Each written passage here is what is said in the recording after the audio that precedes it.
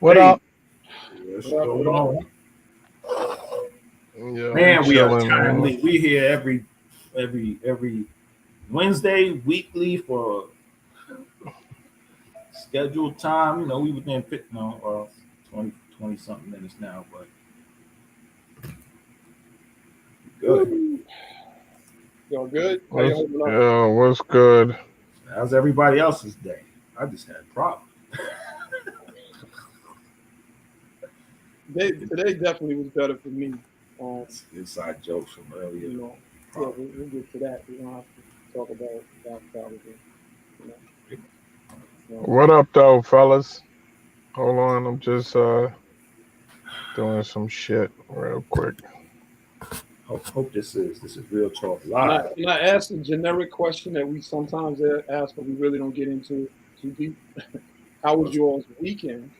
The weekend Hmm. first. The weekend. Like go back to the weekend.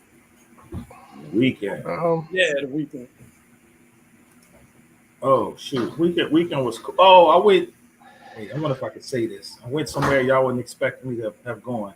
I don't know if I You can was say at a Where's it that? rave? on Was you live. at a rave? I say who we did.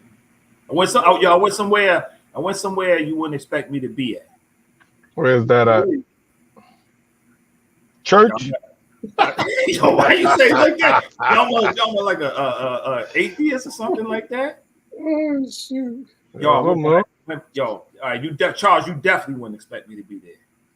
Well, nobody knows It was New York. where it is, so we don't It was expect in you. Jersey. I was at a But dispensary. huh? I was at a dispensary. Oh, okay. Oh, hey, Yeah, oh, they was talking about all the money that Jersey done made since they legalized weed, man. Like Jersey's gonna 20, be like $27 million or something already, or Jersey's more than gonna, that. Jersey's gonna whip New York for a hot second, and then New York gonna figure some things out. So the reality of it. But this is almost like what you call it, like Bill Clinton's, like I took a puff but I didn't smoke thing, like I went there just to view. I didn't make no purchases and nothing like that, so it's like just I just I'm Ain't nothing wrong. Go ahead and make a purchase, man. It's life changing. Exactly. Size on it. Yo, Mike, it might change your life, kid. it could for some people. Yo, let me tell you something. It's medicinal at the very least. Let's leave it at that. It's definitely medicinal. Yo, let me tell you, it's definitely, it's interesting seeing that setup there. Like, and I can tell you when I first walked in there, it made me mad, to be honest with you. That's the first thing I said when I walked in. I was like, yo, I mean, all right, so me and you definitely, another part, people say like we got similar views on stuff. Like I've never been somebody who's been the advocate of weed and all that other stuff, like not at all. But too many people been jailed and locked up and everything for me to like walk in this place now and see it as, first of all, they had it like first priority. You can see first priority was given to like medical use stuff. Like they had like they had parking and stuff all set up for I think certain times for people come in for like medical purposes stuff, and everything was like there were certain things that were split inside the building on just on medical stuff and whatever. Like I don't know, they have some sort of priority. It's like you got a VIP if it's like medical purposes or whatever.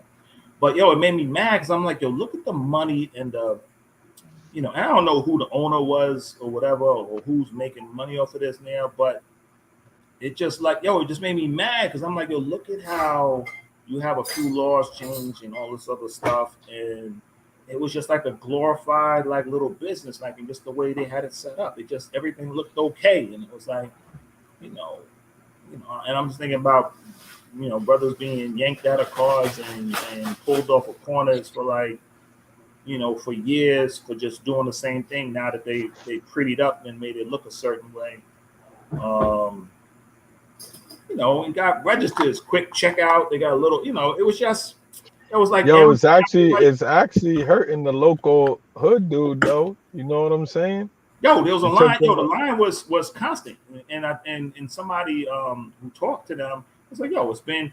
I don't think they've been open that long. I actually looked online. There's only like from what I saw, there's only 13 dispensaries currently open in the state of Jersey, from what I understand.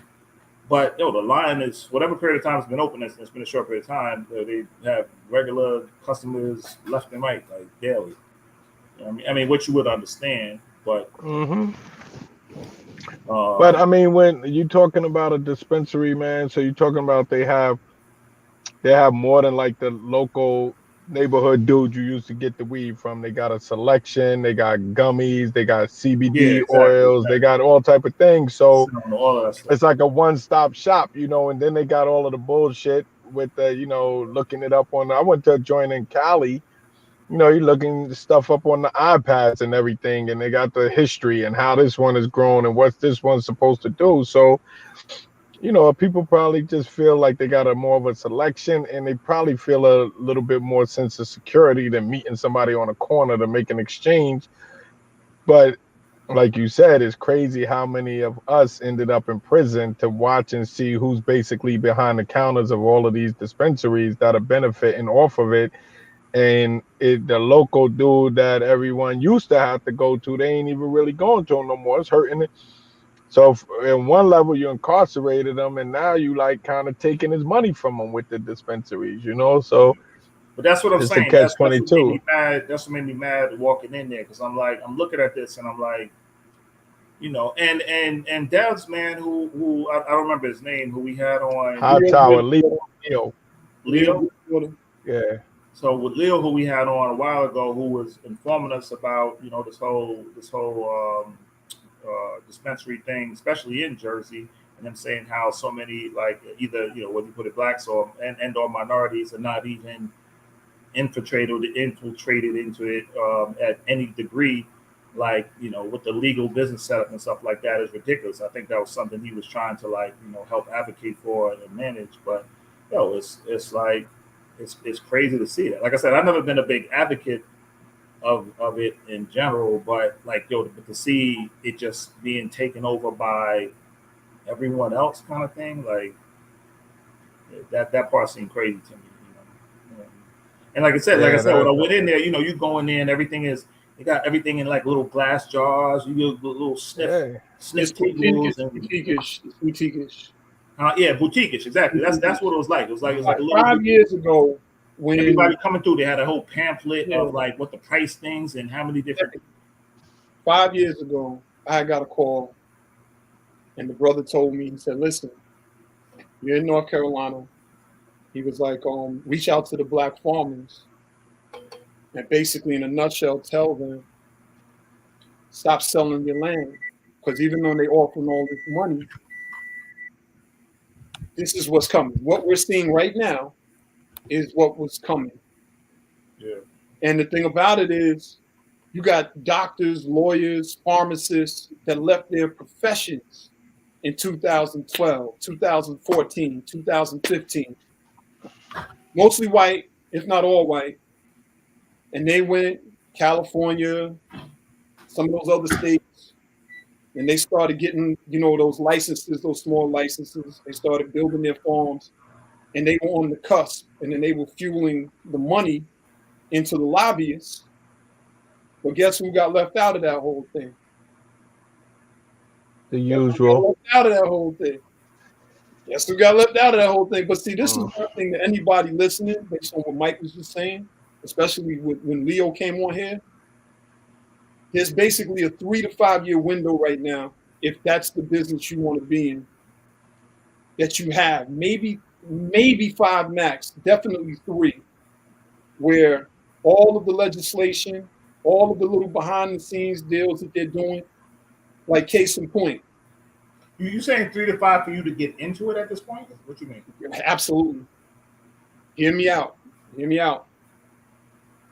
There'll probably always be room for people to make money in this industry. But as far as when we say that ground floor, this is it. Because all they're doing is, all the states are doing independently is watching. And each state has different laws and regulations as far as weed and as far as hemp.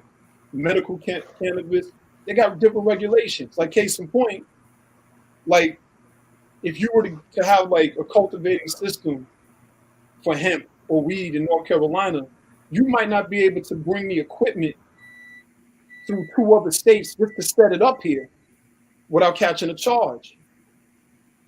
So all they're doing is they're watching, and they're going to see where the money's coming. We knew Jersey was about to get paid because Leo told us. Leo said it. We had meetings with him.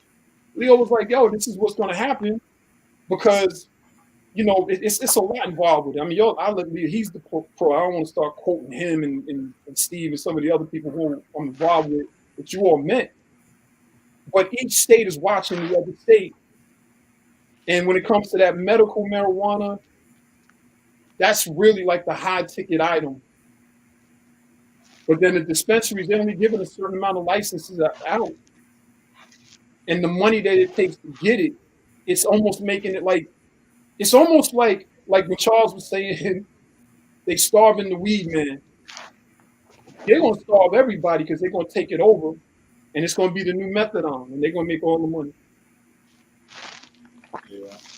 That was that little boutique-ish style thing was aggravating to see. Like I know don't want like a date. I mean I know That was me. Yo, Charles looked like you comfortable, man. Yeah. It's you know what's funny? I'm all over the place right now. I remember our last call last broadcast. Yo, I like the way you were just sitting back. Yo, you was in the combo. You was kind of in the corner of your window. You were just going back and forth with your questions. It kind of made me laugh because I was like, Charles is in his space having his like I don't know, it's like having this. It's like he's having Sunday coffee with a debate. He's like, I'm comfortable with it. That's what it looks like. But anyway, so that was my thing. Like David asked what. So all right, I'm gonna get my input on my 2 things. So that was one thing I did this weekend, and the other thing is I'm gonna have to edit this a lot because it was a run-in. Y'all had a run-in. I was just telling Devin and Charles before I got on. Just a little while, a few hours ago. I got all right. So I know people who know me directly know I can be like mellow and but I just ran into an incident where I just had this altercation with this dude who just like he didn't like something that was going on. Let me say, I was out biking and I crossed into a path where he thought it was like near some construction site thing or whatever, and I was turning around and he felt the need to go to his car to like get something. And I'm thinking he did get a weapon, but it wasn't a gun, but it was something else that. And I just had the biggest altercation with this dude that looked something crazy. And I'm editing a lot out of it because, like I said before, my mom's watched this sometimes. But it got heated. It got heated. It was like,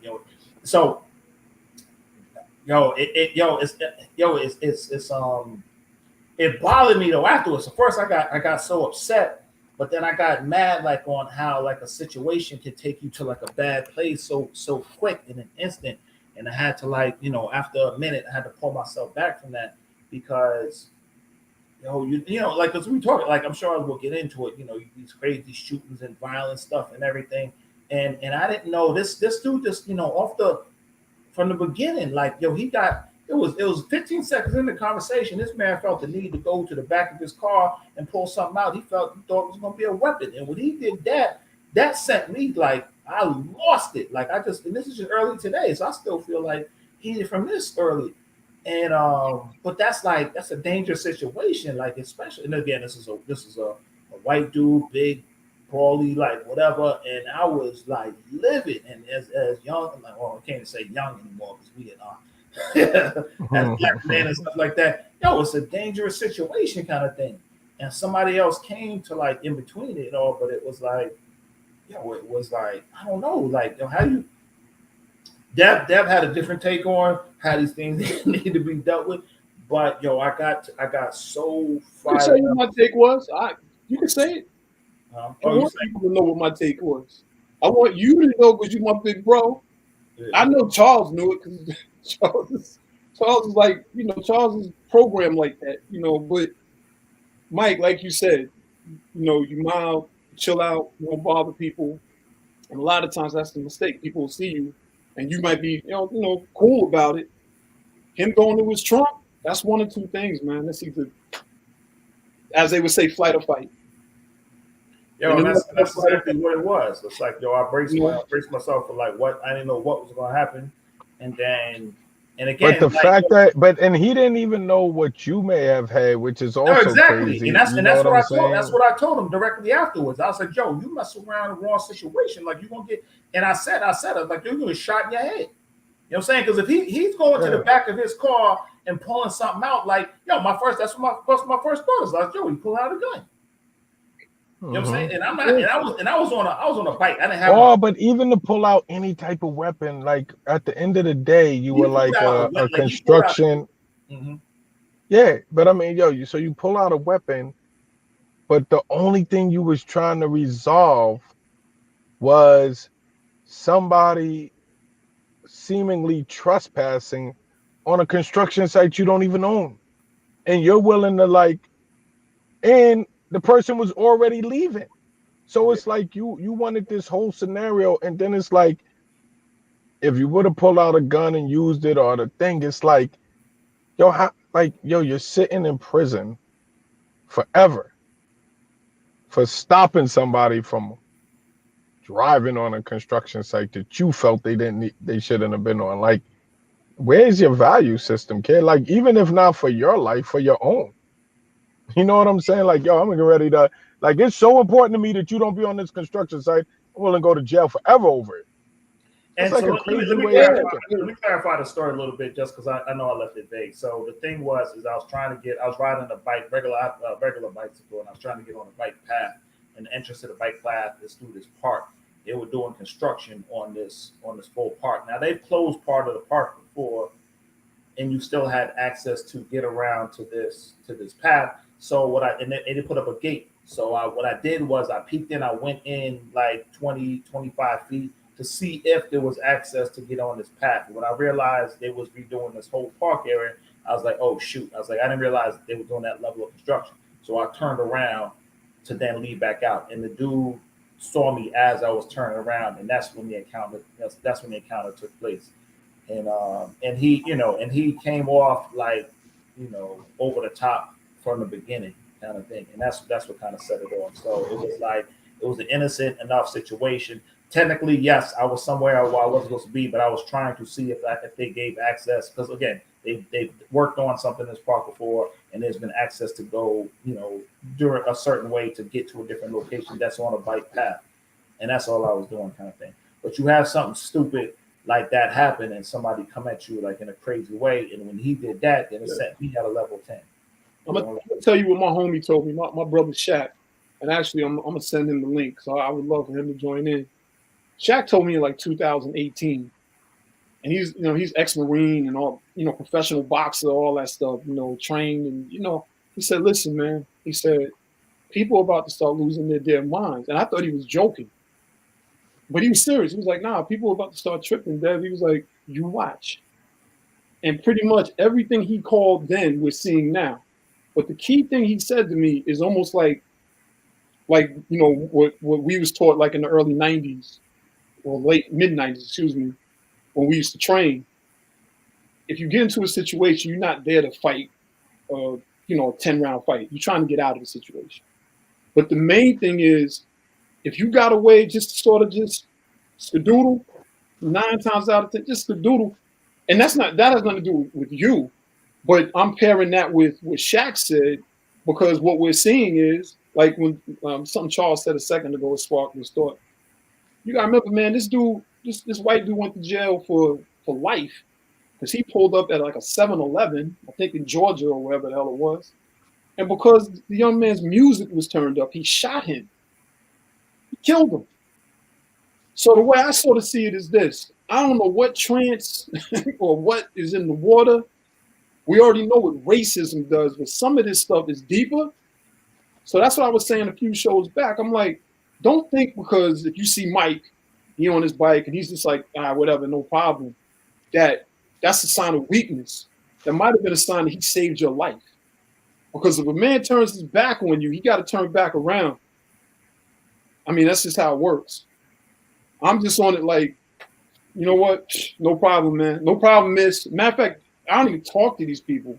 If they, if they on it like that, just keep it moving, because 9 times out of 10, they trying to get a reaction out of you. They want you to do something or whatever. And next thing you know, you go into jail or you beat the brakes off. Because I'm gonna bet on you. I'm betting on you, man. I'm betting on you. I'm not betting on him. And then we gotta come bail you out. Like, what you doing, man? And then you tell us Stressed out of town, need bail money. Yeah, but I'd rather for everybody, just if you see people tripping or whatever, as long as they're not in that close enough personal, just get out of the situation, man. We see what this world is, and we see what legally is allowed to happen, morally what's allowed to happen. Yo, we in a real different time. Yeah, but it's a hard thing. Like I said, like it's almost like road rage. Like you get caught up in that moment so fast. Like I told you guys even before we got on there. Like the thing that made me go from 1 to 100 in a split second was like you didn't like something I said, or you didn't like where I was at the moment, kind of thing. And from when the guy saw me, I was leaving out because I saw that I wasn't supposed to be there, nor could I get to where I was planning on getting. But in the middle of saying something that you don't like, you're gonna pull out something that you're gonna try to threaten my being with in my life, kind of thing. Like because your existence, my existence, kind of thing. Like, and that's exactly what he did. He's like, I'm gonna go back to the back of the car and teach this nigga something. Like that's exactly what he was thinking. Like. And that made me livid. I was like, because then I start to think of like, what makes somebody think that they can do that? Excuse me. Like, it's like, you're gonna confront me with some violence on my being, like right now, like because of this 5 seconds or something that, however you feel about something, which is basically some innocent thing. I'm trying to get your fight back. Okay? Yes, I've entered into this area, but they've done this before. Like there's been a root there. So all right, I see I can't go. You ain't got no badge, you don't got no sign or no something on your car or something. That's a zero conversation. But on the other side of that, just leave us alone. Like leave their business alone. Like leave people alone. Like leave us alone. But we also have to be very vigilant, and we got to keep our heads on, that 180, and we have to be prepared. We've all, we've said this amongst ourselves. We got to be prepared. But when we were younger, we had to be prepared. Like there's no difference. Like it's just now we're older, and we're seeing that. Well, damn, even when we just want to just ride our bikes, you can't just ride your bikes. Kids can't just go to school. You know what I'm saying? Like. Everything is jacked up. Everything's jacked up, Yeah. It is. Like I think I said on here before. My first running, even being in like running with a cop, was as a little kid with my cousin riding bicycles. Like I'm in elementary school age. You know what I'm saying? Like that's the first. It's crazy when you think about it. Like there's an altercation, a completely innocent thing again, getting stopped by police as probably like a 10 or 11-year-old. And and being at the age you're at now, like riding a bike and somebody don't threaten something, what I'm saying, you feel threatened as a kid, you feel threatened as a full-grown adult, doing something you do for exercise and stuff, like what I mean. And I don't know, I don't even know what to think about that. Well, it's unfortunate. I'm glad that you worked it out the right way, and you're here, we're not bailing you out. I'm always going to bet on us. I mean, that's just how it is. If you come from a negative energy, whatever. It sounds like old boy had a negative energy, and it's unfortunate, but. And it went to that. Like he started speaking that too. I'm gonna call the police and this, and then that's when I started standing on my thing. I was like, all right, yeah, like call that from police, whatever, like. I was like, nothing happened, and then I was like. Even knowing that could be crazy. Yeah, and then I was like, I don't know. You don't know what the next situation, like what that's gonna turn it. Because I'm thinking I'm in the right. I was like, you already got a weapon out, and there's no like I didn't start any altercation. Like, what does that turn into? Like, so that's when it's like, all right, you cut your losses. Yeah, but then to know that they come there and instead of being like, you know, he in the wrong. It'll be like, what did you do to make him pull a weapon out on you? You know what I'm saying? Almost like it's crazy, man. And yeah, they want yo, son, we gotta do some shit, man, that maybe people ain't really willing to do, kid, or we gonna have to wipe our hands and get up out of here, man. It's like what I said earlier. I was telling Dev, I said, yo, man, we in an abusive relationship with America, man, and it's like, yo, we gotta figure out. Well, we kind of know what we gotta do, kid, but it just ain't enough. It ain't enough willing to do it, kid. It's not enough that's willing to make that type of sacrifice where you're gonna have to maybe lose it all, kid, including your life. You know what I'm saying? And I'm not faulting nobody or making no judgment, but I'm saying like, yo, you ain't got nothing coming, man, unless you got power. And nobody's gonna concede power voluntarily. I'm not talking about fairness or equality. I'm talking about power. And as long as you're not in power, somebody else gonna dictate to you, kid. And like, you know, just being honest, if you was the person in power, why would you give it up? If you was the person that enjoyed the privilege, why would you give it up? You know what I'm saying? Like, because of fairness, because of equality, you know what I'm saying, kid? It's not coming. It's not coming through legislation. You know, we at the 2-year anniversary of George Floyd, man. Ain't nobody even talking about police reform no more. You know what I'm saying? We ain't got, like, even when we talk about the hate crime, you talk about the police reform bill, man, all of that shit is symbolic, kid. It's nothing coming, man. Because the thing that we need is the power. And ain't nobody giving it to us, kid. That shit gotta be taken, you know, because it's not being given to us. And if we not willing to do that, it's cool.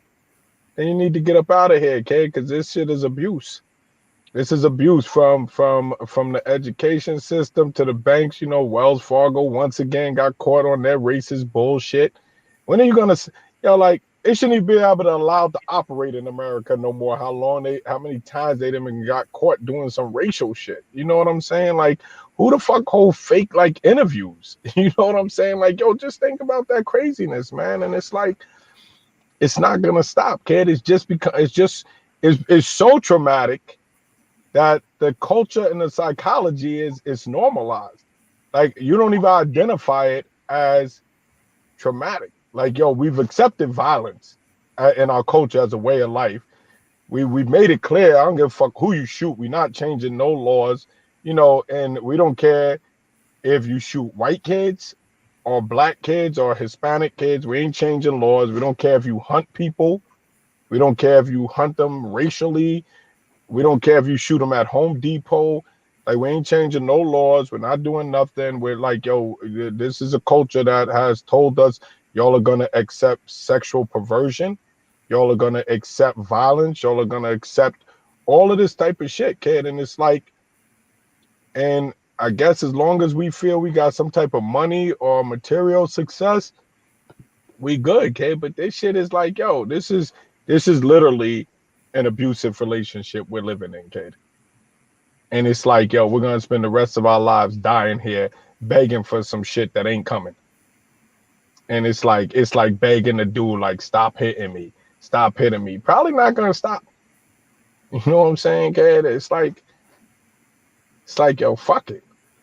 You know what I'm saying? It's like, yo, either you're going to have to hurt your abuser or you're gonna have to find a way out the house and leave for good. So that's the choice we got right now. We didn't find out about your weekend. You just brought us into the topic. But I mean, yeah. I don't know what to say, y'all, because I used to be, I used to be on it like, let's go back to the continent. I was working on my dual citizenship and all of that.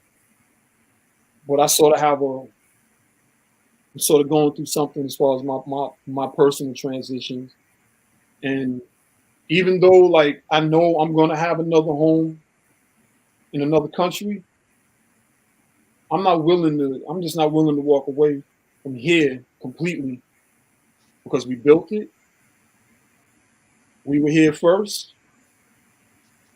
And a lot of what we see, we allow. I mean, that's just how I see it. A lot of what we see, we allow.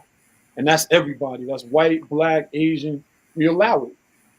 We, all that gridlock and stuff as far as like assault rifles. I don't know, man. We allow a lot, man. And I just don't know. I don't know. I mean, Charles. I mean,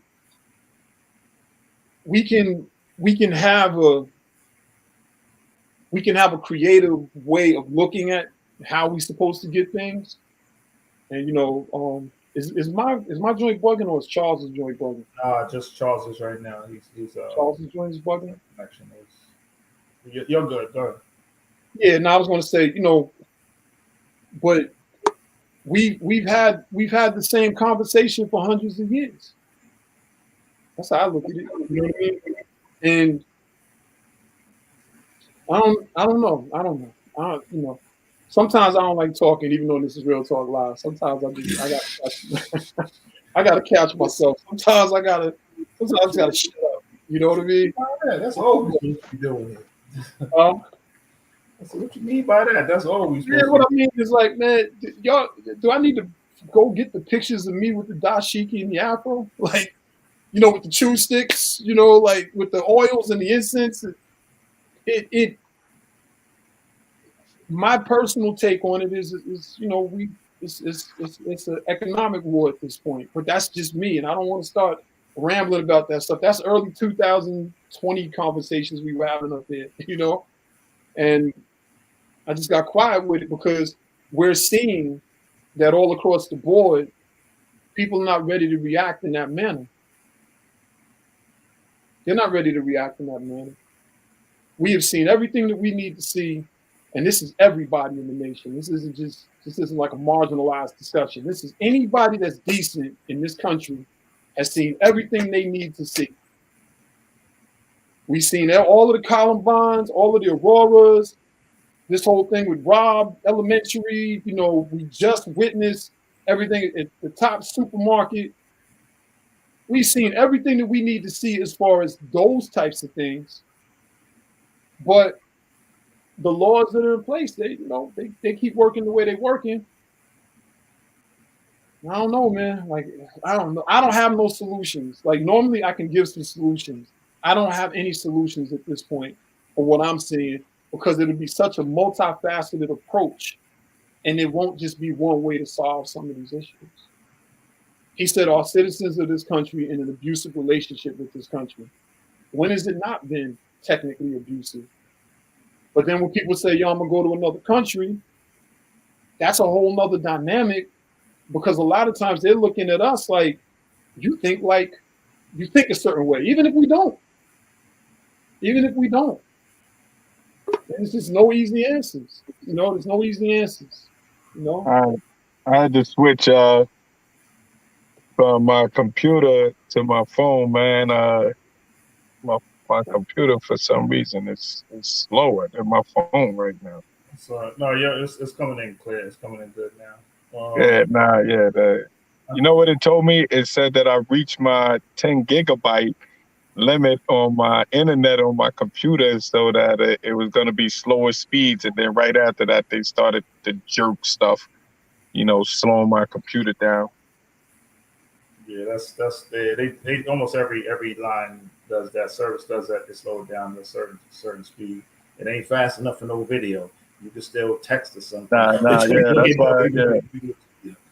What was I gonna say? So yeah, I think Charles's point before is true. Like, that's why, like, when we were getting on this call, like even before the thing, I'm like, I don't even like. I know we're gonna get into this conversation about the shootings and everything like that, but it's like there's a part of it, like, I don't know. I was telling Dev and Charles, I was like, there's a part of this I don't even want to discuss because it's like it's like I turn on the news and I don't even want, like, there's nothing else you need to see. Like, it's the same thing that's been said a million times and stuff like that. And yeah, exactly. Like record it. The the United States, I don't know how you want to put it in, whether it's the Senate, Congress, the whole government, society, and beyond that, society in general as a whole is comfortable or has accepted the fact that all right, these things will happen. It don't matter if we shoot up a church, hospital, Target, Walmart, grocery store, elementary school, whatever. They can do synagogue. the most heinous. They can perform the most heinous act. You know, and it probably, you know, you can't think of anything too much worse than like say like a hospital, a child's school, and a church. Like what? Where else you gonna go from there? And it not be enough for anyone to take any serious change or action toward this stuff. So, like, what do you do past that? Like, you just become hardened to the fact. And you're attacking the people. You're attacking the most vulnerable. Say again. It's like you're deliberately searching. I said, yo, it's like you're deliberately searching out to the most vulnerable people. Like, what was those elementary school kids? First of all, what did they do to you? And second of all, like, even if you were bullied, I'm sure that, like, you weren't bullied by those kids. You know what I'm saying? And, like, what, like why you hurt them? Or, I mean, anybody for real, but, I mean, why them? Like, why would you hurt a school full of young kids? Why, you know, like, yeah, the shit is just bananas. Ain't no part of it gonna make sense to nobody, like, with a rational mind. And then, like, yo, you won't even pass a bill to, like, up the gun age. Not saying that a person still can't get it, you know. And you know what needs to change in America is this Second Amendment thing and this narrative, because I'm watching the news, right? And I'm reading it, and they keep talking about these illegal guns. And I want to shout at the TV, at the reporter, yo, stop this shit. This is not illegal guns. This is legal gun owners with legally purchased weapons shooting the fucking country up. You are not afraid of gangbangers in Chicago because you're not going to Chicago in those areas. You're not even afraid of these kids on the Bronx. It just makes news for you because they're shooting each other. And I'm not saying that's right. I'm just saying they're shooting each other. What you are afraid of, even though you keep talking about illegal guns, yeah, they might be shooting each other with illegal guns, but they're not hunting elementary school children. They're not hunting white people in Scarsdale. Yo, these rampages are from the Brooklyn subway shooter. Yo, it's never a person with an illegal gun. It's a legal gun owner who then commits an illegal act with his gun. But you twist it to keep trying to make it seem like it's illegal guns. No, these are legal gun owners that are shooting the country up. And you do not want to even, yo, why cannot you own a gun before you could drink? Like, how do you tell me a kid is too irresponsible to sip a glass of wine, but he's not too irresponsible to have an AR-15 or a little 25 caliber, any weapon? It don't even got to be an AR-15.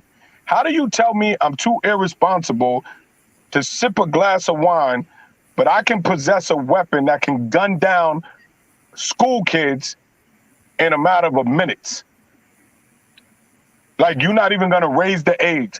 Like every little thing, even the most minimal of changes that people are asking for, it's like, yo, my Second Amendment. And this is what I keep telling, yo, you do not have an absolute right. And I always quote it, you do not have an absolute right at all times in all situations. So fuck your Second Amendment. It's just like freedom of speech. You have freedom of speech, but you can be held accountable for things you say. You can be imprisoned for things you say. And I asked this lady yesterday, because she was going on about Second Amendment. I said, when they tell you you cannot bring your legally owned gun through the goddamn airport on a plane, do you stand up and argue about your Second Amendment right? No, because you already understand that no right is absolute, kid. There are restrictions that can be placed on your rights for the betterment of a society. You know what I'm saying? This ain't the fucking OK Corral, kid. And you know what? And legal gun owners, I don't agree with taking all the guns. So I'm not saying that. Yo, they have to accept some accountability that, that's right. You know who's gonna get your guns taken? Not the gangbanger in Chicago. It's gonna be your own legal gun owners that keep shooting the fucking Home Depots up. That keep shooting it up. Because as long as they keep that shit in the hood, America ain't afraid. Actually, they probably glad. But when you start bringing that shit into the suburbs, into the elementary schools, where I can't go get a box of fucking nails from Home Depot, where the most dangerous place in America is a fucking 4th grade math class, or a goddamn aisle 5 in a grocery store, that's who's gonna get your fucking guns taken. Not no gangbanger shooting up his projects. Fuckers is crazy, man. They're beyond crazy. And the legal gun owners have to join in a fight that something has to be done, or you know what? If I live long enough, I'm going to get shot to death in America. I'm going to probably die. What'd you say? I'm literally shot to death in this country. The reason is bubbling is because whatever you say, you're probably not supposed to be saying, bro. What are you, so what? Yeah. You said, well, your connection. You got frozen for a second, Charles. I don't. You know why we waiting for you to get unfrozen there, Charles? Like, so, one crazy thing that, that's not a crazy thing. I was just thinking. Oh, can you? You might have. Did we want Charles to say what he just said? Because he made it sound like it was some shit. I don't know. I don't think I got bleeped. Yeah, I mean, that's the answer. Or the Most High, God is watching over you, man. All right, I don't know what you said, but if it came through. Nah, I don't know. Like Dev said, am I frozen? Nah, you're good now. You're good now. We're gonna move on. Yeah, I got it. One point I was just making was, what's the law like? If I see, because I'm not frozen to me. That's why. If I see or know a crime that's being committed or something like that, and if I got some sort of obligation to do that, then I can be convicted or guilty of some crime. Like, why is it not the case that lawmakers and stuff like are not being held accountable for just overlooking the stuff and not essentially like dealing with these crimes that are being committed? Like, you know what I'm saying? All of the law guns and all of them are lobbied too, and there's a lot of money being moved. But if anything, like, I think they should be the ones that are somehow. Again, that's a stupid comment because there's no way that's going to happen. But they should legitimately be like criminally held criminally responsible for inaction on these things. I'm just saying to you all, think about all of the dumbass laws on the books right now that have no money behind it that stand. Whatever those laws might be. I'm not trying to get specific. And then you look at something like the NRA with like a budget of hundreds of millions of dollars, unlimited lobbyist power.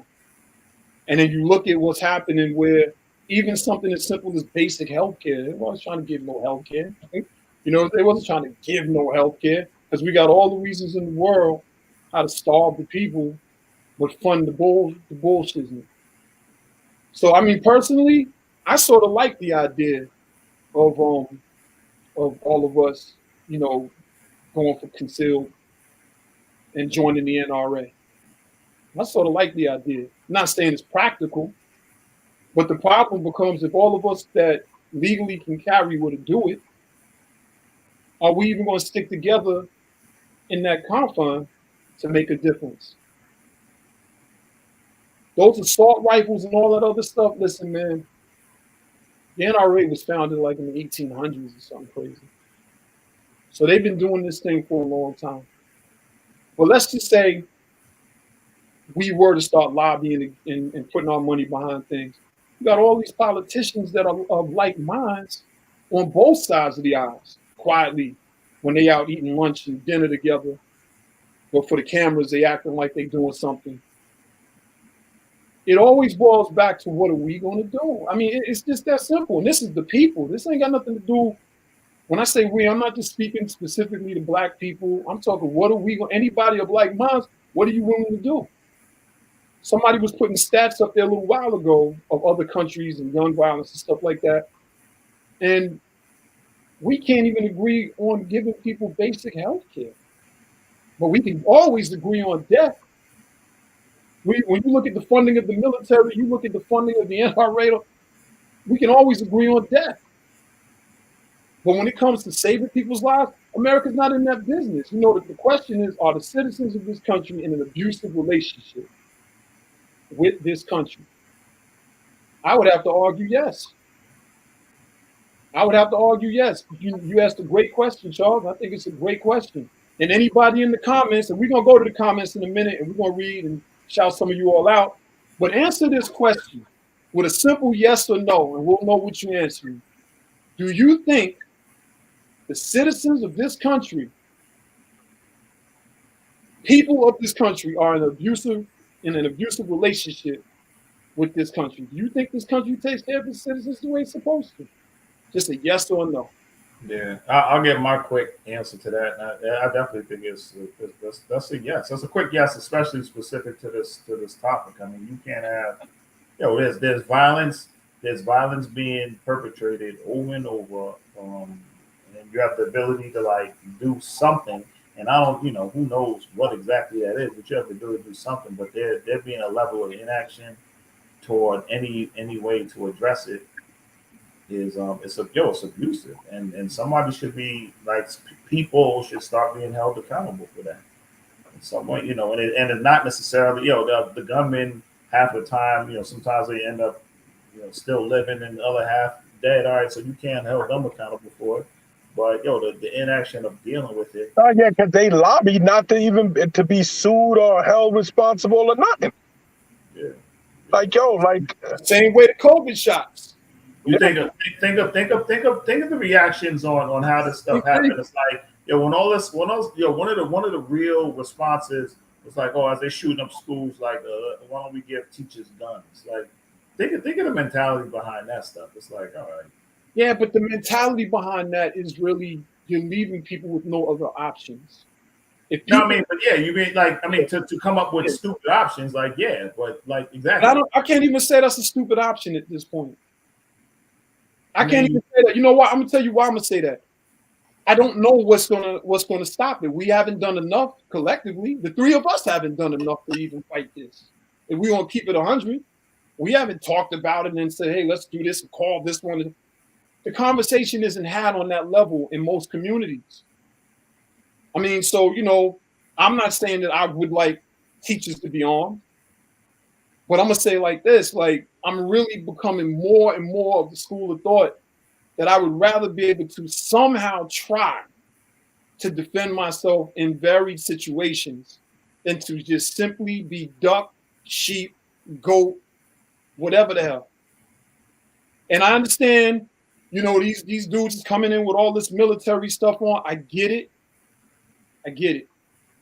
I really do understand. But we can buy that same stuff too. Yeah, and I don't want to sound like the guy that's like, grab a gun and go out and pop everybody. That's not what I'm saying. But what I'm saying is, like, everything across the board has never been balanced for the people. Nothing that we can discuss right now has been balanced for the people. And we keep putting these people in office. They're in bed together. Either the Democrats, they're all doing the same thing. Oh, I think Charles is at his time. He's got to go. He said he got to take care of one of his runs. He might. Yeah. I can't hear y'all. Yeah. No, I'm gonna take y'all on the world. If we mute you, it's because the equipment is too loud, but you can pick back in. Excuse me. Charles is in the middle of holding down our New York, I don't know what you want to call it, infrastructure. Something like that. But man, like the whole thing. All right, so any option or discussion on how to find a solution about this thing, I guess is a good one. But I don't know. I think that option, dealing with, entering or allowing or using as an option teachers to carry guns or something like that. I'm thinking of like, all right, so now you just took a bad situation, and now Made it worse. you're trying to put like a kindergartner teacher, first grade, second grade teacher who, you know, you're turning them into like a part-time police officer. Now you got a gun inside. Right. I mean, so what potential? Then you're going to hear. Then the next stories you're going to hear is like, oh, 5-year-old gets a handle of a third grade teacher and shoots 2 of his friends by accident playing Russian roulette. You know what I mean? Like, or just by accident. Period. Like, you know what I mean? So can I add to that point though? Can I? Bro, I don't want to cut you off. Can I just add to that one little point? Sure. Everything you're saying, I'm from a rational state of thinking. I'm 100% with you. Plus, that's not their job. The last thing that teachers should have to be worried about is if my gun is locked before I'm going on a break, or if I got to use the restroom or whatever. I get it, but I think if we can just use that scenario as really like a magnifying glass on all of us, you know what I'm saying? So not just the teachers. It really boils down to like we are really truly being left with very little options. If from a federal level and a local level, they're not going to do something to one, maybe limit the assault rifles, for instance, especially the ones that's on the streets. How many assault rifles can you own? I don't know. And mind you, I don't talk about my beliefs on, you know, gun rights and all of those stuff. It's irrelevant. But we're seeing that we have a problem that has all of these different angles, but none of the angles are being addressed. Nothing's being addressed, man. Every time you look, hey, what is that? The HR, Charles would know. It's like an HR something bill that's been on the table for 1,000 years, and they won't agree on it. And we keep seeing things like this. I can't imagine. Mike, listen, man, and I think at some point we really need to go into this discussion. But I felt like shit seeing the clips of those parents out there basically on their knees trying to get past the cops. They were collapsing because they were trying to get to their babies. And sometimes when we have our conversations on here, our conversations are hypothetical. We're throwing out ideas, and there's no one size fit all to this, but they're not even trying on any level to solve this thing. They're not trying to solve this thing on any level. And I think the Republicans, they rifling off one way, no pun intended. And I think the Democrats, they rifling off in another way. But I'm like, yo, what are we trying to do? I'm like, maybe it's not up for them to solve it. I don't want none of my teacher friends going into class with a 45 or 38 Glock or not. I don't want that. But I'm just like, yo, like, is it a thing where when somebody walks up to the school, all the doors are locked, one way in, one way out, 2 or 3 buzzers to get people in during the day before the carpools come? I don't know. But you shooting, not you, but that devil, imp, whatever he was, he went into a room and slaughtered everything in the room. One of my favorite pictures of my son was the time when I let him wear a Spider-Man outfit. I know this might sound crazy, but he kept asking, like, yo, let me, I want to celebrate Halloween. I was like, we don't celebrate no Halloween. Like, we just don't do it, Why not? Because we don't celebrate Halloween. And Halloween was one of my favorite holidays growing up. But one day I was like, my sister called me and was like, yo, Dev, let the boy, celebrate Halloween. Well, I ain't letting him celebrate Halloween, but we'll get him a Spider-Man suit. He was the happiest kid in class that day. Just because he had the suit on, it wasn't the candy and everything else. He was able to just be a kid. And he was in the 3rd grade at that point. 3rd grade? 2nd or 3rd grade. So my brain and the way I'm wired is like I can't unsee that moment dropping him off that morning, and then you call and say that the school got what? I don't think there's a level of insanity that would register through me if something like that happened. I just don't know what I would do. I just don't know. I think most parents feel that way. But I'm like, they're not doing anything. So, okay, when they're not doing something, historically, the people do something. And that's how change comes about. Like look at it. You had all the students and mostly I guess it was students from like Sandy Hook and stuff like that who over the years turned into activists, you know, trying to get changes and things done. Like the actual like the victim was like being the, you know, primary ones to like, you know, build these changes and stuff done with things over the years. Yo, it's a sick like yo, it's a sickness. It's a there's no excuse for it. Like you said before, somebody was putting up stats of how things happen in different countries. Like, you know, as much as like in the US will kind of be you know, do double talk behind it. Like you can put down violent things, but yet, you know, stand behind a might you know, it's everything from the military spending hundreds of times more than the next, you know, countries and weapons and militarizing police forces and, you know, it's guns. Like every movie that's, you used to talk about hip hop lyrics and stuff like that, but from every movie that becomes a big hit, you know, the amount of, you know, shoot ups and desensitizing everybody from, you know, TV to movies or whatever. It's just like there's no way, like, if they're not going to call domestic terrorism what it is to start, and if they're not going to have stricter punitive measures for those individuals that survive, if they're not going to go after all facets of what makes those moments work, and if we're not going to demand it, if we're not going to push for it, Donna said something, and I want to comment on it. She said, not sure that is the answer. We already have normalized metal detectors and pat downs. But I'm going to show you something. Most white schools ain't never had metal detectors. I mean, if they have, show me. Because I remember when they was doing that in New York, the different schools, but they were all majority black schools. Or schools with quote unquote minorities in them. Well, we're dealing with another kind of monster here. We're dealing with another kind of monster here.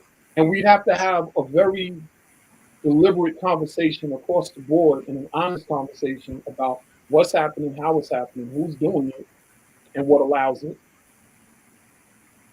And we can't even have that conversation. We really can't talk about nothing right now. We emotionally, between the pandemic and all the stuff that we're seeing, a lot of people just are tuned out. They're desensitized and they just don't want to deal with nothing. I don't want to talk about this as far as what happened in that school, but what are we left with, man? It's like we have to figure out something. We have to do more. We have to do more. And I don't know what the answers are. I know I can make some simple suggestions, but I'm a nobody. I'm just a guy on a podcast telling everybody I'm just a quiet dude. I'm minding my business, but we're not doing anything. Can't expect the politicians to do it. And for the record, I do not want our teachers with guns. Honestly, I don't think anybody that's not licensed or knows. I don't want to talk about it, man. All right, let me shut the hell up. I'm shutting up. We're Charles there. You can't shut up. There's no way I can have this conversation in 1 minute and make it make sense. That's just keeping it out. That's partially like that's partially why I say it's hard to get into this conversation. Like and Steven's putting up a question here. Like, and this is he asked what would I do? Is that for me, Steve? I mean, you can answer. I mean, it's why not? I mean, yeah. If I was a congressman, chances are my terms wouldn't last very long because I would probably be the only sound voice or the lonely voice trying to call for some type of reform. Where, as far as the actual guns go, they're not on the streets the way they are in the capacity in which they are. But the other side of it is, I do believe in the rights to bear arms. So, where's the middle ground? As far as what we're seeing right now with these schools, I mean, I don't know. You know, I like when schools have um, more definitive measures as far as not even when people get to the doors, but when people come on the grounds, just that distance between wherever you park, somebody being there. We had hall monitors in New Rochelle when I was there, to the best of my memory. You remember the hall monitors, Mike? And then we had. Yeah, I mean, I remember years, not so many years ago, like well, it was a while ago, but I had like where we went to school is even when I was there, I recognized that we went our high school was like a nice high school, so there'd be times like I would just go through and pass through, they like even jogging or biking or whatever. And one day I happened to be off or whatever, I was like, oh, let me just, and I was in the area, and I went through high school. I was like, this is my high school, right? Going through here. I made it halfway through the parking lot and got stopped by the security or whatever it was, and I was like, oh, what? I was like, what just happened? I was like, we did this like all the time, like years ago, but they, and this is probably after like some of those initial things, and they started locking down, and I wasn't thinking anything about it. I was like, it's because it's almost like a public park, like there's lakes up there and everything, it's in the suburbs and Westchester. So, but they said, okay, they stopped and asked me questions like, what you doing, et cetera, et cetera. I was like, all right, well, you can't be over here. You're supposed to be over there or something. I said, all right, And can I ask you a question, Mike? Hmm. If your child was going there, or your nephew or your niece or something, as a parent, an uncle, wouldn't that make you feel? Oh yeah, and it did, and that's completely different than the situation that I encountered earlier today. Right. And they did their job. I was like, all right, it's cool. This kid's running around. Like when we went there, everything was much more lax and it was open. But with the violence level now, like it's appropriate. And if you got a younger kid being there, it's like, all right, yeah, somebody shouldn't be comfortable with just walking through the school property or even into the building. If you do, okay, check in at the office. Like if you got a reason to be there or whatever, check in. And I think that's a good answer, Steve. I mean, what I was answering, what Mike just said, a scenario like that, yeah. Why don't we fund and give these schools the money? We fund everything else. Why don't we give these schools the money to at least have a better sense of what's going on? But of course, that takes money. That takes money. But we put money into everything else, but education's not one of them. The teachers aren't paid enough. Nobody's paid enough that's doing the things, that's doing the work. They're not paid enough. And normally I don't talk for the cops, but I'm gonna say this little, I know some of the officers that I've talked to over the years, they're like, yo, like, we don't make the type of money that we should to do A, B, and C. And I would sort of rib them a little bit, whatever. But let's just say security, officers, things like that, we fund everything else. We can't protect the children. And check this out, Mike. The guy that got murdered at the top supermarket, at the end of the day, he was outmatched and outgunned, okay? But nevertheless, he did. Security officer, right? You know what I'm saying? Like, nevertheless, to me, it's like a salute. He did his job. Like, you know what I'm saying? He tried to do what he could to stop the individual from coming in. But let's look at it this way. I'm not saying it's even practical to think about if you had to have like a 2-part system to get into a supermarket. I mean, that sounds really crazy. But during COVID, we were on lines for toothpaste and toilet paper. We saw the whole world slow down. And everybody was following certain rules just to eat. But you're telling me that we can't have some type of protocols to protect the children and elderly people, it's bullshit. I think a lot of what we do, I think a lot of the citizens will complain, but are not willing to sacrifice nothing. Whether that's time, money, they don't want to sacrifice nothing. And it's going to take for everybody to sacrifice a little bit of something in order to change something like a dude, an imp, crashing his car, and then at 11:30 when they bringing the children in, he's running up in and barricading himself in a classroom and slaying children to the point where they would need DNA evidence in order to identify them. And Tracy's not on here tonight, but she put on my wall earlier that chances are, like when they were doing triage, they were cutting the clothes off of the children. So that might be another reason why they had to do it. But in a million years, I've imagined all types of crazy things. Can either one of y'all tell me that in your life you would have thought that there would be a day where elementary children would be murdered, and in a 24-hour time period, they would be collecting DNA to identify? Can either one of y'all tell me that y'all ever could fathom that with all of the sickness in this world? Yeah, no, I mean it became a reality with the Sandy Hook stuff, but from years ago, it's not something that's on the radar. It's like, what's the most sickest thing you could think of somebody doing? Everybody's got a role to play in this type of thing. That's a national problem that was technically, I don't want to say it was birthed in this country, but this mass shooting stuff, this is really sort of an American phenomenon. And we got to deal with a lot of other things in order to look at this thing and the type of terrorism that has been going on. We got to call it for what it is. So as far as the guns, maybe, getting some of the guns off the streets or more of the guns off the streets, I don't see why people would need 50 assault rifles.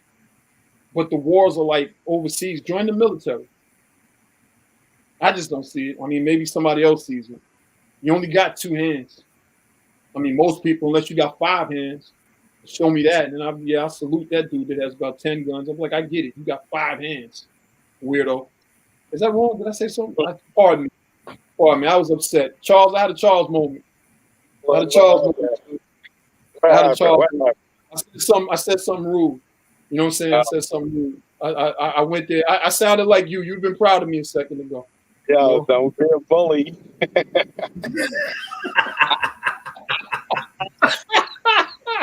Because I'm going to come on there and straighten you out.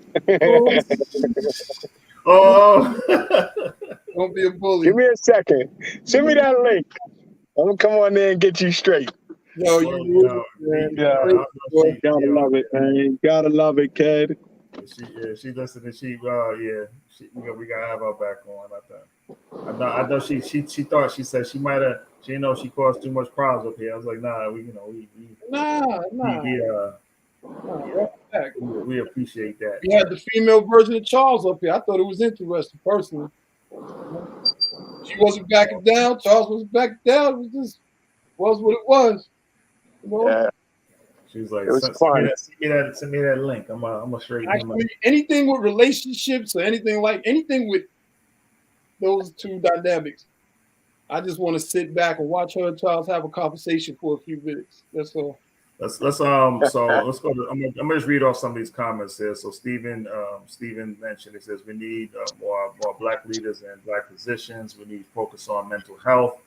Maybe eliminate anything automatic as far as weapons. There's a lot of there's already laws on the books regarding automatic weapons, but high like assault rifles and things seem to be like the issue, and the capacity of the rounds and stuff that's allowable is different in different states. And just like that, it always seems to be like the ongoing issue that they don't want to. Go ahead, you sound like you were going to add something to that. No, real quick. No, I said real quick on a lighter moment for all of y'all in North Carolina that, the native New Yorkers that have moved on and everything. I just want to give y'all a view of the George Washington Bridge over there. And let y'all get a look into Jersey real quick and enjoy home for a minute like I try to do all the time, and let y'all get y'all back on the Manhattan side real quick and here at the park and everything, and looking at the dirty but beautiful Hudson River, and you know, your little taste of being back home briefly real quick before we resume our regularly scheduled program. Yo, how much would somebody have to pay you to swim in the Hudson? Like, just and you would dive in, dive back out. Like, what would you do it for? 100? I got to make a power move. What? That's a bad Hold on for a minute. So, we need to take them off. Oh, well. All right. I muted him. All right, so yeah. Yo, you know what I did there? I did. They had this. They got this like free kayaking thing that they allow you to do down, off of the boat, or whatever the hell it is, lower Manhattan. For the piers over there. Mm-hmm. Wife wanted to do that, and I was like, you wanna... Yo, she said like last summer. I was like, yo, I do it I do it anywhere else, but I was like, I don't want none of the water touching me. Yeah. I did it though. It was cool. Sounds like it's fun. I was like, yo, some of that New York water. I have too many bad memories of New York water bag growing up there, man. I'm sorry. Like, flush all everything that comes out of you, back into the waters right there. I was like, it was too many bad memories, Really quick, and I hate to go backwards, but do you mind if I think this is a great question. Oh no, go ahead. I mean, I was gonna go. Can you answer this, or do you remember the context when we were talking about the schools? When we were talking about like how the schools were sort of set up at the time, where the metal detectors and things like that. I can't remember anybody. I remember early, like, all right. So with us growing up, one, it was definitely more lax, and you didn't have this, right? So I mean, I think the Sandy Hook issue started the was the what's the word to use was the spark point of like the focusing on this stuff widely. All right, so you had other individual shootings and things with other weapons. I remember like in the New York area and in some suburbs, or we grew up in Westchester area in particular. I remember in unfortunately like in Mount Vernon. And I don't know if this is that related to you or any family members of the person. There was a person who was killed years ago. Which one? Say that again. I remember years ago when we were younger, there was, I think it was a young lady, I can't remember if it was a lady or a young man, but actually it happened a couple times. There was somebody who was killed like on the grounds at the school. And I remember it was like a big deal, them implementing the metal detectors in Mount Vernon. Right. And so the perception of that was like always, it kind of like, it kind of gives a tint, like, and somebody mentioned like metal detectors in school and they had it, I guess it was kind of frequent or a common thing like in the city, but then, it's looked at, if you got to go to a school with a metal detector, then it's kind of looked at as like, yo, this is a bad school, right? Evidently, because you weren't like, yo, you searching for weapons and things like that. And I think it's probably fair to say even Mount Vernon, like it kind of had that reputation for like a bit because, there was somebody killed there and stuff like that. So it was definitely like a heightened incident, but it always seems, those things always seem isolated, or the perception is that they're isolated to certain areas, right? So you have this incident that's happened in this community, and all right, so it's looked at a certain way, but now, years later, it's widespread. It's like damn commonplace, right? So now it's not, we know it's not the one community, it's just a sickness in our larger community that's tolerated to some degree, not to a lot of it, to a big degree actually. Mild steps are taken to deal with it, and and that's what Charles was talking about. Like we got a sick kind of a relationship or an abusive relationship with our country, like with how we manage things. We're perfectly, the numbers.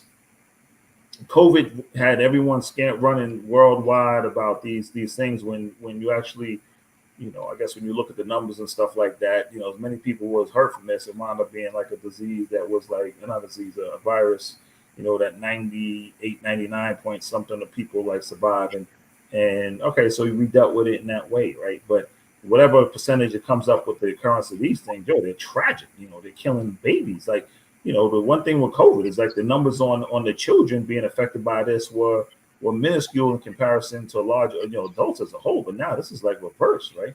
It's you have adults shooting up like elementary schools and stuff. Like, it's madness. Yeah, And to do nothing about it, and that part.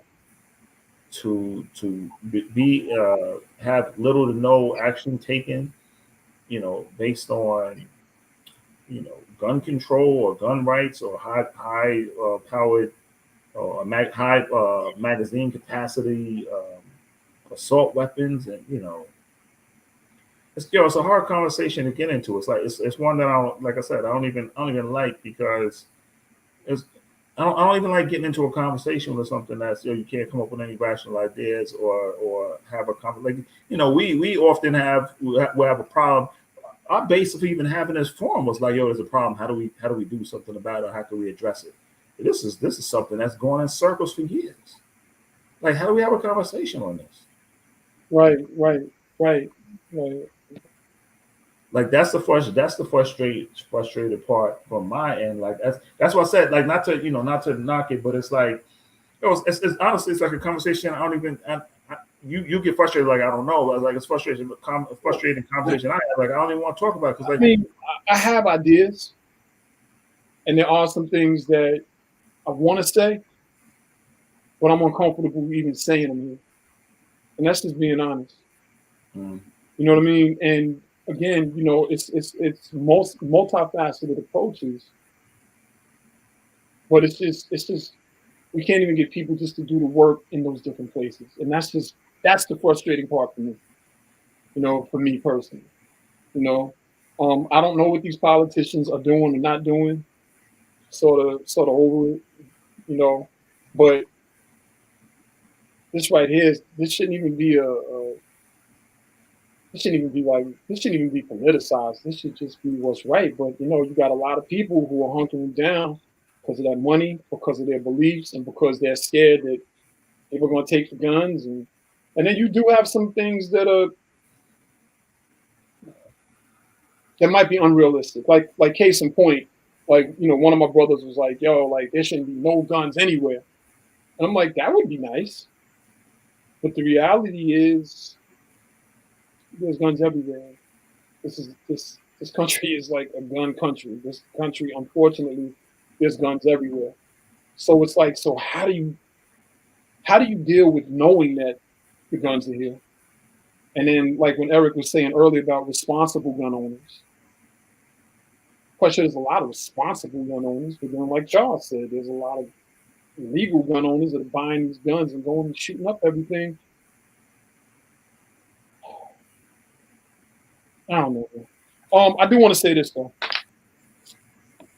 I saw that the Daily Mail online had basically posted that the shooter was bullied as a child. I don't want to hear that. I don't want to hear that. These children are still in the morgue, and you diagnosing, and you think you have the answer to why he did it. We got to cut that out. Because if it was a black dude, they wouldn't have been saying he was bullied as a child. Sick of this, man. Sick of it. I'm sick of the narratives. I'm sick of all of this, man. Sick of it. I saw Stephen put this up. He said, "By the way, I didn't mean to belittle the topic of asking what you guys walking up." You never belittled the topic. I think it was a great question. I just don't have any solutions. I have practical answers that I would feel comfortable saying here, but there's a lot of things that I don't feel comfortable saying because it's just it would be hard topic. Steve, it would take a hard discussion and an honest discussion. But people are not really making anybody accountable. People are not making these politicians accountable. People are not making the lawmakers make laws that are more suitable to Americans. I was listening to either NPR or BBC. I can't remember, one of the two, early this morning, like maybe 6 or 7 this morning, and it was I think it was a senator. I didn't get his name, and he was like, "Yo, like if you do look at the polls, a lot of Americans are like, yo, we got to change something." But it's not the Americans; it's the politicians that are just sort of like, we're gonna keep it this way. They're not even listening to the people who voted them in. So, I don't know. What's your thoughts about that right there, Mike? It's well, yeah. Not I thought the question was fair too. I mean, there's the like the responsibility falls, I guess, in the hands of the law. There's only one way, like lawmakers, and there's a part of it that's got to be deal with mental health and things as well too, right? It's only those two places, right? So, but the problem with that is like the lawmakers like police themselves, right? Do you want to, everyone wants to be a career politician, and they're able to navigate that through the way that political system works, right? And it's and that's their motivation, right? The motivation it's a problem because like the motivation nowadays is not necessarily to do to do like the right thing for the people, right? Because we see that time and time again, like whether it's appointees to the to the Supreme Court, or whether it's nominations here and there, or whether it's stuff that's going on with the president, like being that everything is always not bipartisan, is partisan, right? Everyone does things down the line by by party, stuff like that. It just shows you like it's not even a matter of like what's right and wrong or what the best idea is. It's like there's different motivations behind it all. That has little or nothing to do with like what's best for the people, kind of thing. So, and the only way to begin to break that down is to change that whole process, right? But unfortunately, like the people who run the process are the same ones who define on how it's going to be managed, right? So so the burden begins and kind of ends with them. The president doesn't make those changes, right? So I mean, whether it's Trump in there or Biden, that's not going to make a difference.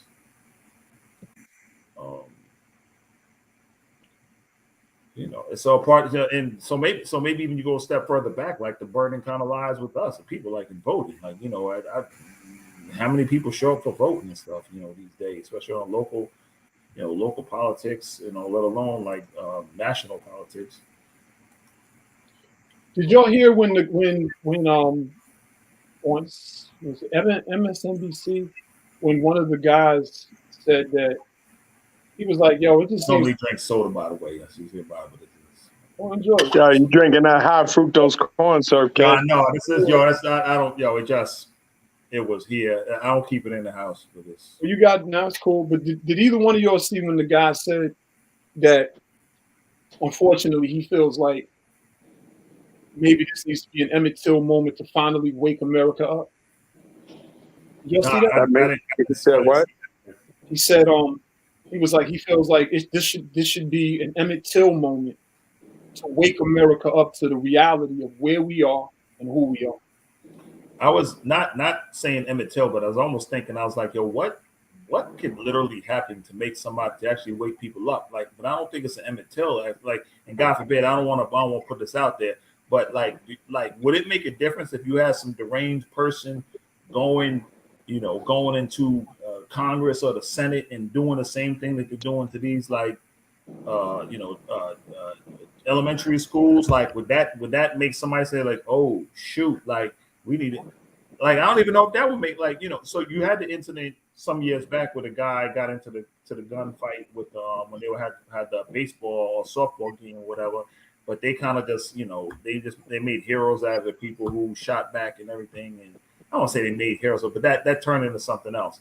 But I don't know if there was something, if some crazy incident happened in Congress or the Senate, would that even make a difference?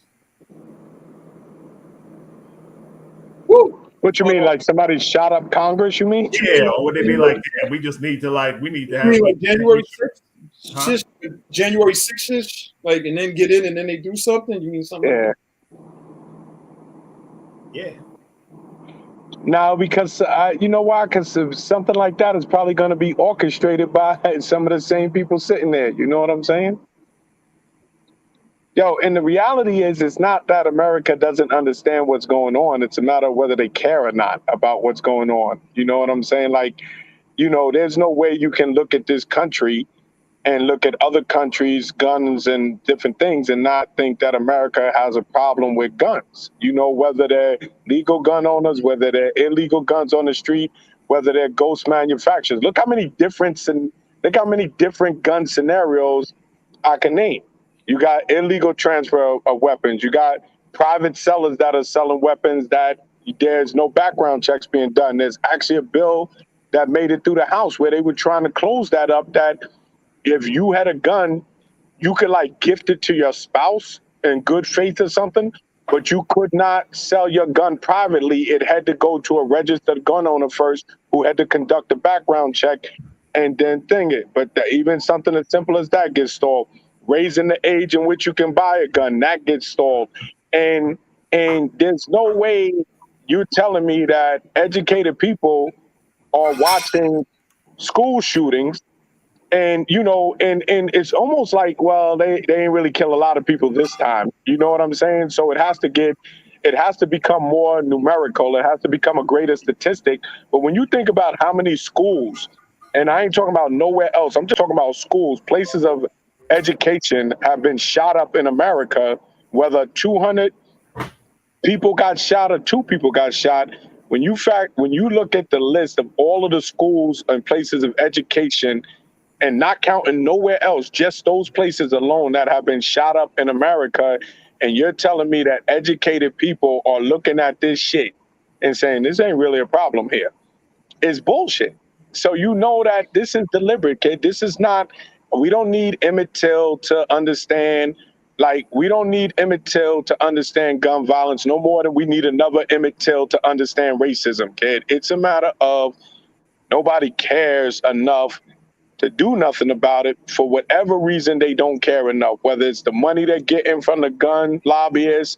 I mean, the lobbyists are getting, whether it's the profit the gun manufacturers are making, whether it's some type of conspiratorial, diabolical plan to kill off motherfuckers. Who knows, kid? But this country is too highly educated to pretend that nobody see this shit as a problem. You know what I'm saying? That's bullshit. Well,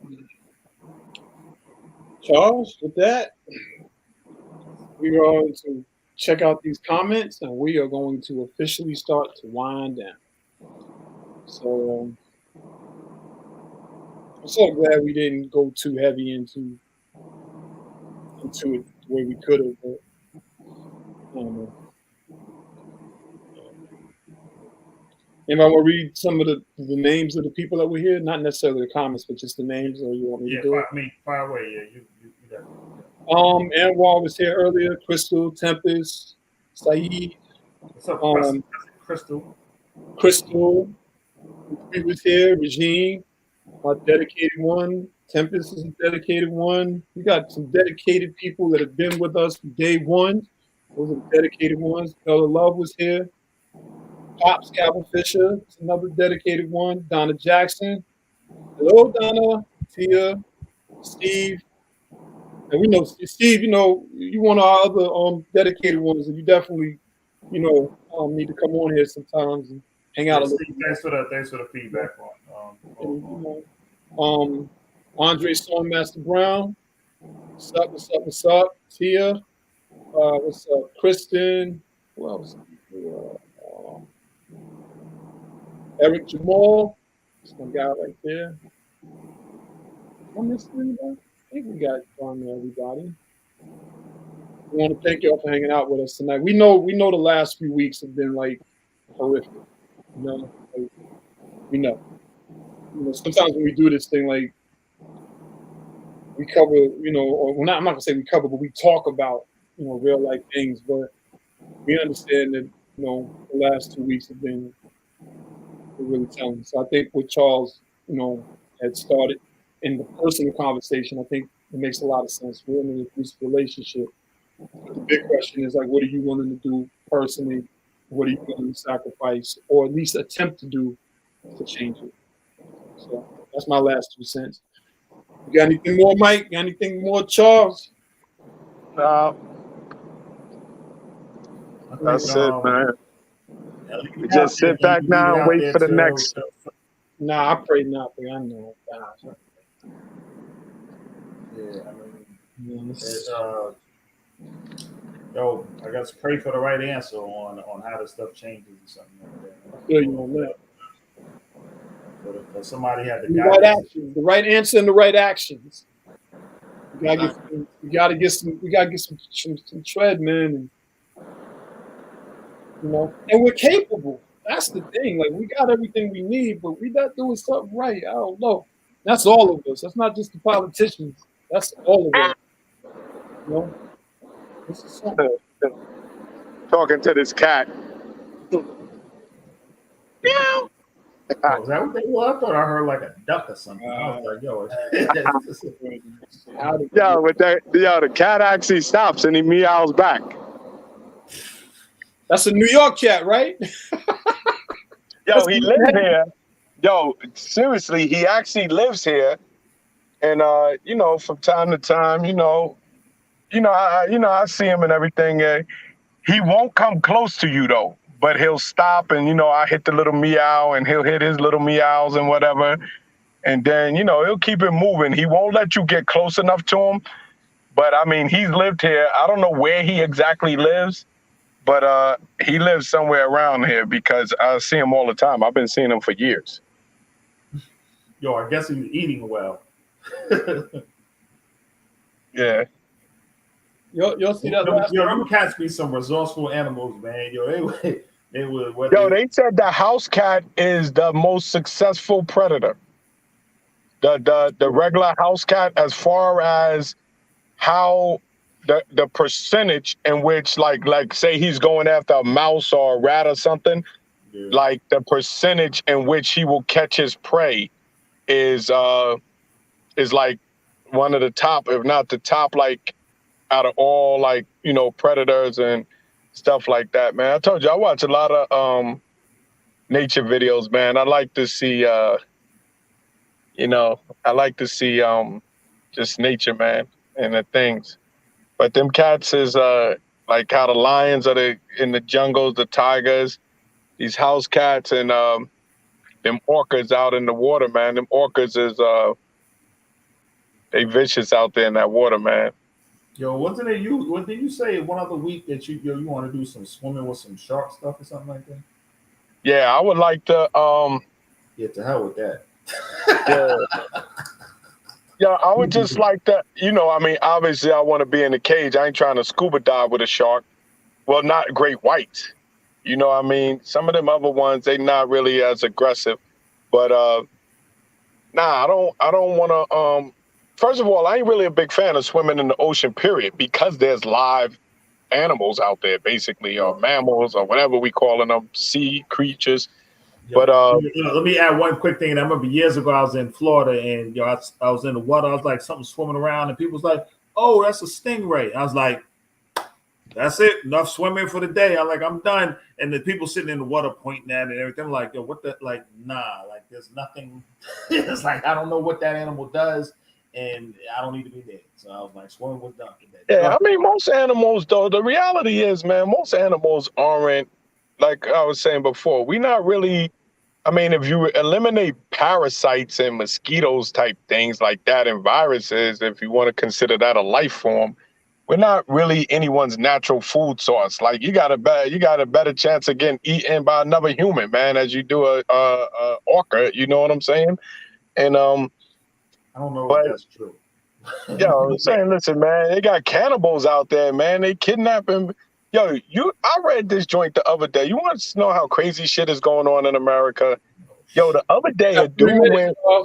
Yo, let me tell you this story real quick. Where we Yo, a dude went to a Texas Rangers baseball game, and his daughter went to the bathroom and got kidnapped at the game, kid, and got taken to Oklahoma and was in a hotel room in Oklahoma, and they was trying to prostitute her online, and they discovered it.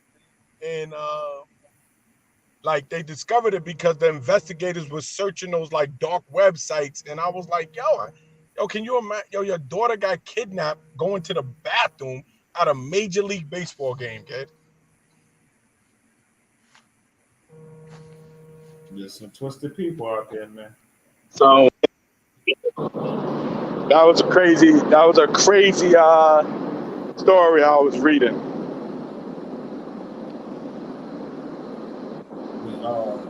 Dad, what's your positive note? You maybe need to wind it down like that, so we don't end off on Charles's. Yeah, you gave the positive note. I like what you said when you said, about the prayers. Praying for the answers, and then, hopefully acting on them. I'm sick of this stuff, man. I'm sick enough to do something. I'm gonna say it like that. I'm sick enough where it's like I'm willing to do something. I don't know what that is. Only but so many phone calls you can make. Only but so many votes you can cast. But then the people you get in office, you got to make them accountable. And then there's other discussions that, yeah. On a positive note, I just hope all is well. I had a quiet weekend, by the way. I didn't get a chance to tell y'all that. Yeah, y'all didn't add in your weekend stuff. I went and talked about my trauma. Y'all left your stuff. Listen, what you went through, I'm just glad that it worked out the way it worked out, and I'm just gonna leave it at that, man. People are really not in their right frame of mind, And we gotta be vigilant. We gotta protect ourselves. We gotta protect those who can't protect themselves. If you can, I'll say it like that, because some people are not going to help other people, unfortunately. But if you can, it makes sense. And I know every situation is different. But I don't know. See, you want to share your 60 seconds of your weekend? Y'all left that out. Like I said, I shared my drama. I don't know if you want to throw in anything or. I worked this weekend. Oh shoot, that's right. Well, no, maybe that's different because usually you're away somewhere. So as people say. Yo, actually, son, I'm leaving tomorrow to get up out of here. There we go. Take it somewhere. You want to tell a destination? Or you want to keep that private? Nah, I'm going down to Cartagena, Colombia. Oh shoot! I know somebody who just came back from there a couple days ago. Yeah, Cartagena is a popular destination. It overtook Medellin as like the most visited city in Colombia. Medellin was for a long period of time because of Pablo Escobar, but like that generation of Pablo Escobar, that's us. We older now. The younger generation, Pablo Escobar wasn't the criminal of that era, so to speak, so now, Medellin doesn't have beaches, and it doesn't have like the water, and Cartagena, that's the beaches, the water, the little skylines like Miami a little bit. But that water, they say, is really not as nice as I think that, sometimes I think that's a South American thing, man, where the water looks a little prettier from a distance than it actually is up close, It was the same way when I was in Brazil, man. Everybody's on the beach, but nobody's in the water. And the water looked beautiful while you're looking at it from above and everything. But when you got down to the beach, man, it really wasn't blue, man. It was a little more brownish than anything, It was like, really wasn't appealing. Like it looks from like an aerial view or something like that, man. Nobody was really swimming. They just go to the beach to hang out. Cartagena.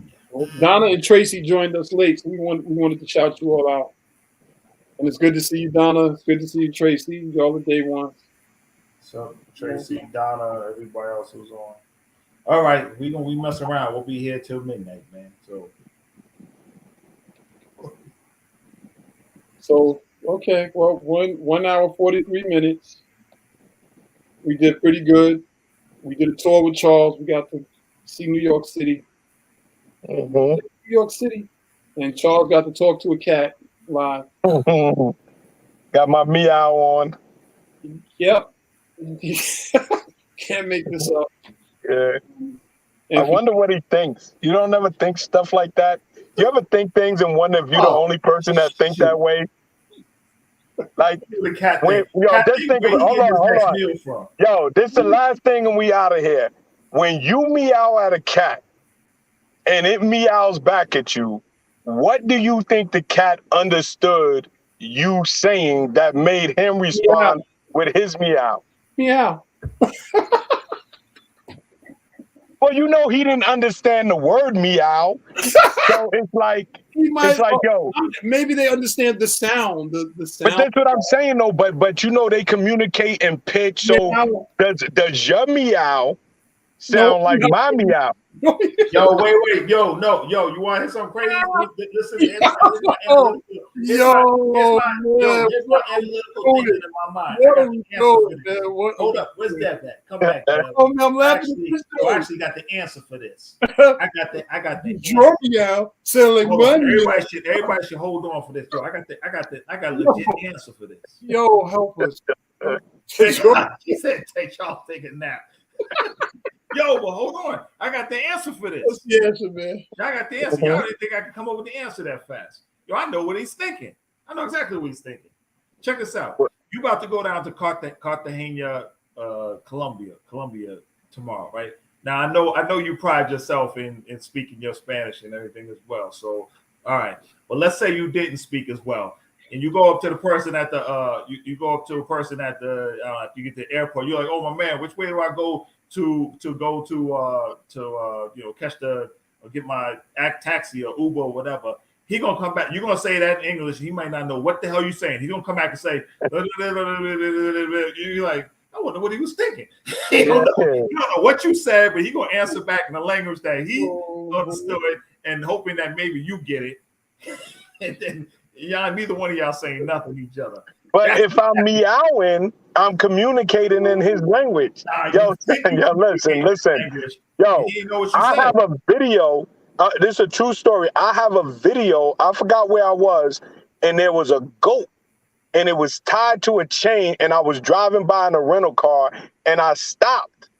And the goat stopped. He's looking at me. He couldn't go nowhere because he was kind of chained by the side of the road. And I started like, bah.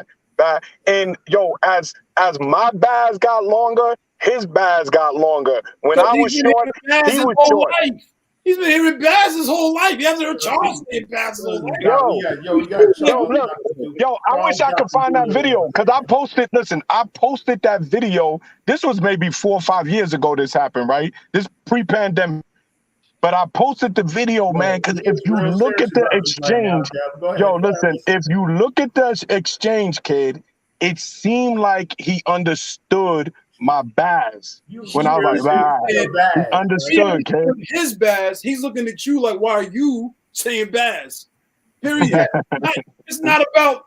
He hear you saying something, and he's like, he's looking like. How you didn't know he was shocked? Like, oh shit, this human speak bass. Yeah, he was absolutely shocked that you could only say bass. Wow, bass. Yo, I'm telling you, kid. That goat. I don't know what I was saying, but that goat understood me, kid. Yo, let me tell you something. A few years ago now, this is this is what Charles used to call me on the weekend. Be like 11-something o'clock at night. Yo, Mike, man. Yo, let me tell you something how I was talking with this dope.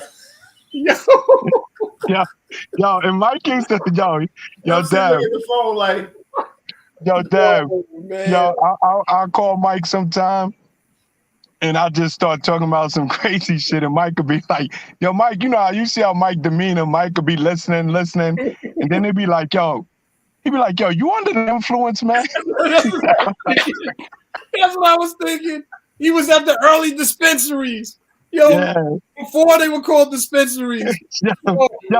And sometimes after I finish talking to Mike, I'll be like, yo, son, that was some crazy shit I just said to you, right?